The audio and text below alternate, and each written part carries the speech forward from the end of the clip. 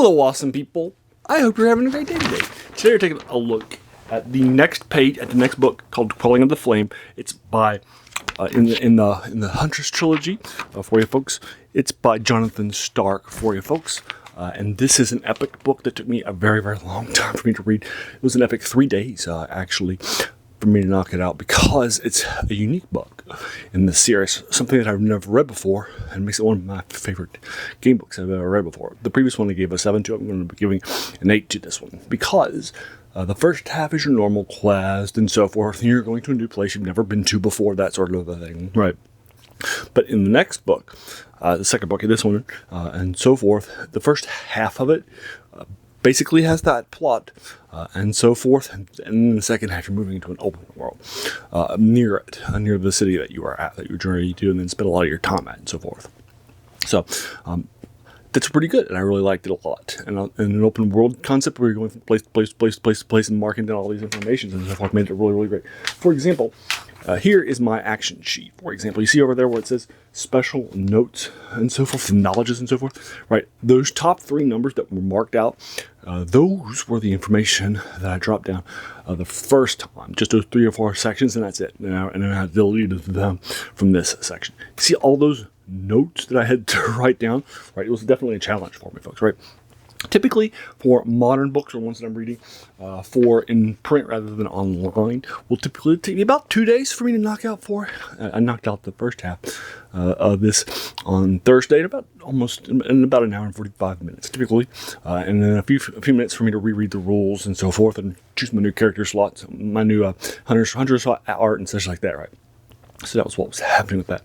Then, on Friday night, I was going out to play games, so I wasn't able to read. So, some more games with my friends. So instead, I woke up at about a couple hours early to finish it because I was enjoying it, and I had opened up the second half of it. And that was about 2 hours, actually. Much longer than my second half of the book. Normally, my second day reading it, I might only have an hour left or something like that. After the first couple of hours, typically about 3 or 4 hours spending it and such. But I already put 4 hours into it, and I wasn't even close to done.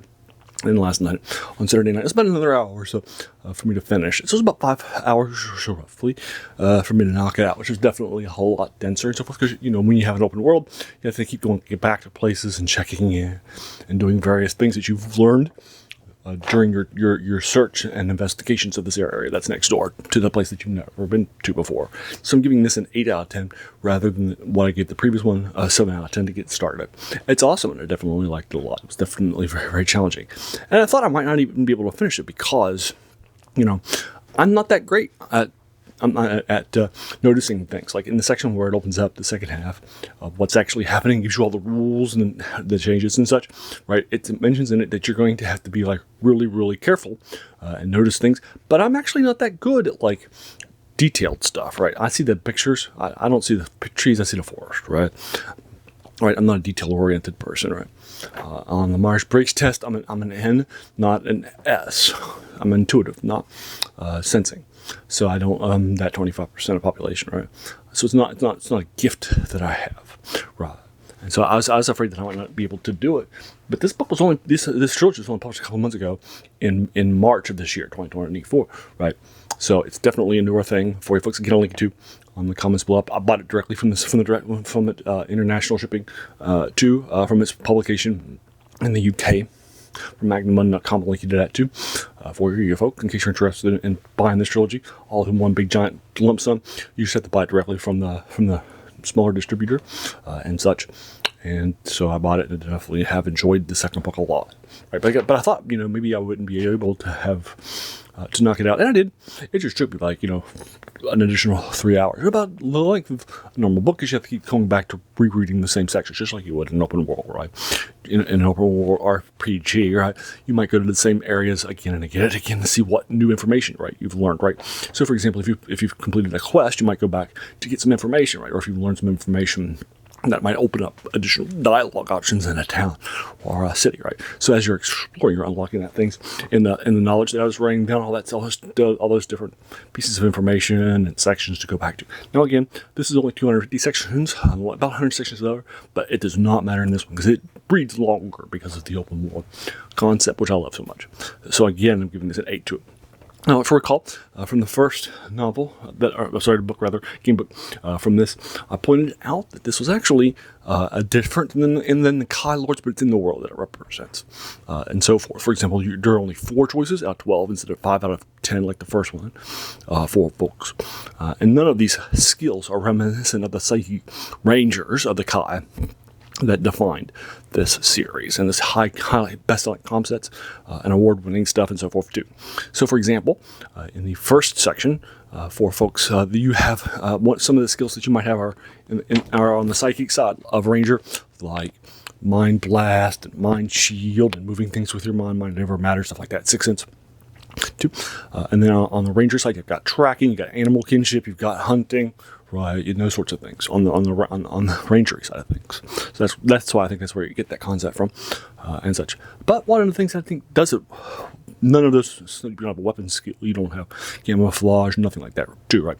So if you recall, the first section takes place in Summerlin, home of the Kai, for folks, and so I picked up the thieves skills because I thought that would be useful since it's actually in a city that does a lot of interesting, it's never been, no adventure's been set in Doran, right? And it's the home of the Brothers Guild, right? Which are also key section of sorcerers that help to defend the area. So anyway, so that was fun. I took these skills as the normal fort. That was definitely used heavily. I took alchemy. That was used heavily to create potions with different sections of the section. And then you also start with a potion or a venom too. You can actually get venom and coat your weapon with it for one battle, and it will last for the entire battle and give you bonuses and such. And then I took the sword mastery, which you have to have a long sword to use, which was very, very fast. And I had a couple of times I had to use them, but not that many. But then also there was a long range one you can get either throwing daggers, and you can start with throwing daggers instead of just a regular dagger, or there's an axe one you can use too, an axemanship, which gives you special abilities and such. So I chose, like I said, the sword one, and then my last one was exceptional awareness, which is supposed to keep you from noticing things and that sort of thing, which I thought would be useful. I didn't use it at all. So, except for I think one time in that book, and that was it, in the 250 sections, right? So anyway, the next thing that I did was I knocked out in the first book, so this time you could take something new, and I wanted to take one of the ranged weapons, which were heavily used, either the war gunner or the thrown dagger, but neither of those two would work. So what I did instead was, because you could take the war gunner this time, that's the one I wanted to take, or Mark of the Agarashi, which is used heavily in both of these books. So instead, I took just thrown daggers, which I did use a few times and had some good combats and so forth. I just took thrown daggers instead of the war gunner one, which I wanted to take for this and so forth. So that was my additional one. Now, basically, what's happening so no spoilers and so forth, but your basic character has been found in a Vasagonian village a few years ago, and has developed into the name the Huntress, which is where the trilogy comes from. And she is a heavy weapon user and so forth, and she's learned a lot of Huntress hearts that you're going to call them and so forth, and she's a mercenary. So the section that you're going to be going to here in Desi is next to Vasagonia, where you were found, and then but you've never been there before, because you have they don't hire mercenaries, and you're now, it's where most of your money is mercenary stuff, right? And so forth. So they've never had need. They have a very strong mystical arts themselves, and warriors too. So they don't really need.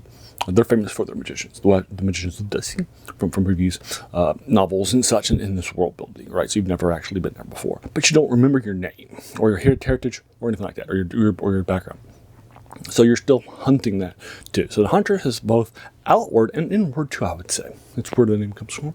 And they feel like it's got a dual entendre and so forth. So there you go. That is Quelling of the Flame for you folks. It's the second book. Again, I'm giving it an 8 out of 10. Now, remember the title of this channel is the worst thing about new books, but this was published this year, right? Because, it's quoted as the worst thing about new books that they keep us from reading the old ones. A quote by a French philosopher in the 19th century called Jacques Joubert. But this was just published a couple months ago, right? So typically I don't review things that are more recent, because I typically like to do deeper dives into things, but I think that this is important. It's an independent seller, so I like to support it here and there when I can. So there you are. I'll go ahead and leave you to it. So again, have you read this? If so, What did you think about it? Agree or disagree with my 8 out of 10? If so, let me know in the comments below. Try to do it with spoiler tags if you want to talk about spoiler stuff. I'm happy to do that too for you folks. And then if you enjoyed this, why not hit that subscribe button and hit the bell icon if you're feeling frisky to be notified of my 3 reviews I put up a week for you folks. And then if you like it, hit the like button and then also tell your other folks about it too.